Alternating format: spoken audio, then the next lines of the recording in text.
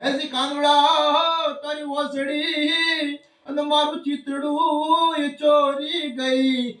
હેજી કાનુડા સુને તારા કારણે હે મેં તો રોતા મિલ્યા નોના બાળ. હે મેં તો રોતા મિલ્યા નોના બાળ. કે કાનુડા તારી ઓસડી ને મારું ચિતડું ચોરી ગઈ. કે કાનુડા તારા કારણે મેં તો રોતા મિલ્યા નાના નાના બાળ.